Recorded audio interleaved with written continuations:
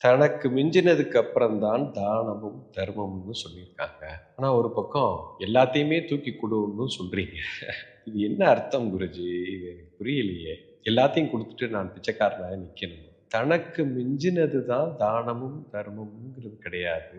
தனக்குன்னு மிஞ்சினதத்தான் நீ தானம் தர்மம் செய்ய முடியுங்கிறது தான் அதுக்கு அர்த்தம். எனக்குன்னு மிஞ்சினது என்னது?